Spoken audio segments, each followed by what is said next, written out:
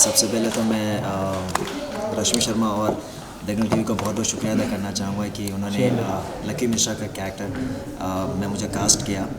And I am very happy कि क्योंकि मैंने पहले एक्सपेक्ट नहीं किया था, क्योंकि शो का नाम है रंजू की बेटियाँ, तो मुझे लगा था कि शायद इतना कुछ होगा नहीं, but I am very happy the way audience को पसंद आ रहा है, लोग मुझे लकी मिश्रा के किरदार को पसंद कर रहे हैं। सो एंड मैं दिल से सबको हार्दिक शुभकामनाएं देना चाहता हूँ कि आज हमने 200 एपिसोड पूरे कंप्लीट कर लिए। मैंने आज तक ही मेरा रिकॉर्ड है कि मैंने जो भी शो किया है वो 300 एपिसोड के पार हुआ ही है। सो आई एम होपिंग कि ये भी पार होगा। ये बहुत खुशी का दिन है, स्पेशली आज के टाइम पे जहाँ पे शोज़ 2 महीने 3 महीने से ज़्यादा नहीं चलते हैं।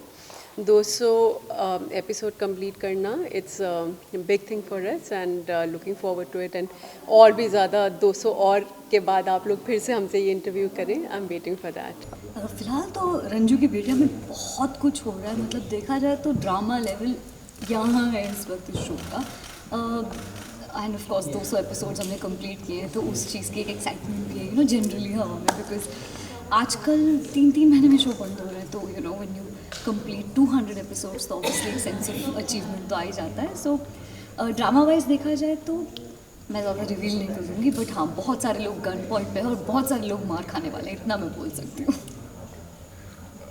और जो कैरेक्टर प्ले कर रहे हैं अभी तक कितना एंजॉय किया इस कैरेक्टर को, और अभी तक का सफ़र कैसा रहा है आपका? आई थिंक मैंने बुलबुल मिश्रा को जितना एंजॉय किया है इतना शायद ही किसी रोल को एंजॉय किया होगा, बिकॉज मैंने कभी लाइफ में सोचा नहीं था जिस तरह से मैं पली बड़ी हूँ कि मैं मार पाऊँगी लड़कों को ही नहीं, इतने बड़े बड़े मुश्तंडों को मार रही है ये लड़की और वो धोबी पे छाड़ देती है। तो करने बहुत मज़ा आता है, बहुत डर भी लगता है कभी कभी कि ओह माय गॉड कहीं चोट वोट ना लग जाए, बट अभी ऑलमोस्ट 9 मंथ्स हो गए हैं शूट करते करते, एंड आई फील लाइक कभी कभी कॉन्फिडेंस ऐसा लगता है कि सच में किसी पटक दूंगी। एक्शन सीक्वेंस है काफ़ी बहुत सारे, एंड बुलबुल ऐसा हीरो है इस शो का, तो मारती है लोगों को, जबकि मुझे मतलब पर्सनल लाइफ में ऐसे बिल्कुल किसी को मारना पटकना अच्छा नहीं लगता, बट यहाँ शूट करते हुए मज़ा बड़ा आता है। क्या कहना चाहेंगे, ओबियसली ये भी एक ललिता जी का प्लान है। तो देखते हैं कि इस प्लान कैसे ये प्लान भी एग्जीक्यूट होता है, किसमें भी हम लोग फेल होते हैं, तो काफ़ी धूमधाम से किया जा रहा है। ओबियसली आउटडोर शूट है तो बहुत धूप भी है, हम सब कोऑपरेट कर रहे हैं, हमारी यूनिट भी है, सो मज़ा आ रहा है। It has been a very beautiful journey, काफ़ी अप्स एंड डाउन्स रहे हैं। इसी के बीच में कोविड आया। जब हम लोगों ने शुरुआत की थी तब सिर्फ ऐसे रूमर्स थे कि मतलब सेकेंड वेव आ रही है, फर्स्ट वेव ख़त्म हो चुकी थी, सेकेंड वेव आ रही है, कोई बिलीव करता था, कोई बोलता था नहीं जैसे रूमर हाइप है ये है, तो बहुत ही कन्फ्यूजन था, किसी को समझ नहीं आ रहा था सेट पे भी कि कितनी सीरियसली इस चीज़ को लिया जाए। कोई बोलता था कि मास्क पहने बिना आपने नहीं करना है, किसी को लगता था कि ये बस ओवर प्रिकॉशस हो रहे हैं, तो ऐसी ऐसी चीज़ें होती थी।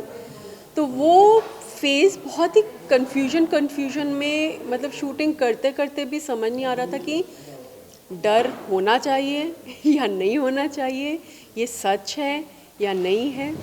उसके बाद जब ये कोविड अनफॉर्चुनेटली फर्स्ट वेव में क्या था कि किसी का हुआ, सेकेंड वेव में जब ये धीरे धीरे बढ़ा एंड अपनी खुद की फैमिली, इमीडिएट फ्रेंड्स के बारे में सुनना शुरू, मतलब रोंगटे खड़े हो गए कि this is so real, it is happening, और हम लोग शूट कर रहे हैं।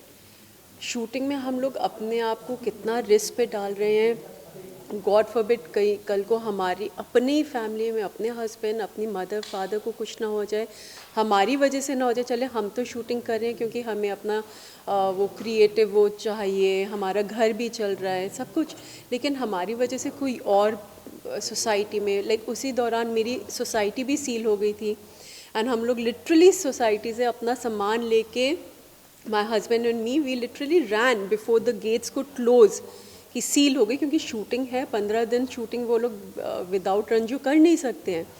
तो हम लोग लिटरली बाहर गाड़ी में बैठ के कि नाउ व्हाट, सामान निकाल लिया, कल शूटिंग है, वापस घर जा नहीं सकते, अब कहाँ जाएं, क्या करें।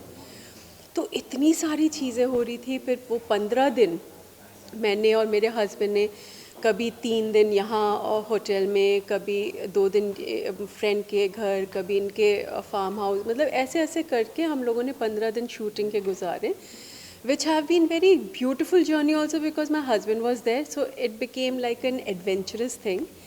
At the same time थोड़ा ये भी था कि कैसे क्या क्या टाइम आ गया, कितना ये चलेगा, कब तक चलेगा।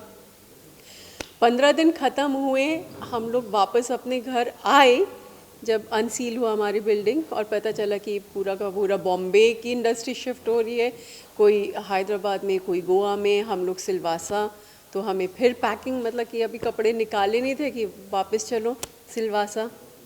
अब सिलवासा में गए, ये कन्फ्यूजन कि कब तक वहाँ पे रहेंगे, कितना टाइम शूटिंग कर रहे हैं। जो आउटडोर हम लोगों ने शूटिंग की, अपना पूरा सेट वेट छोड़ के, जो धूप में, गर्मी में, मतलब लिटरली सुबह 7 से 7 की शिफ्ट में जो हम लोगों ने इतने टैन हुए आउटडोर शूटिंग कर करके कि पूरा आउटडोर का तो मतलब डर लगता है कि आज हमारा आउटडोर है ना, हमें डर लग रहा है कि ओह नो फिर से धूप।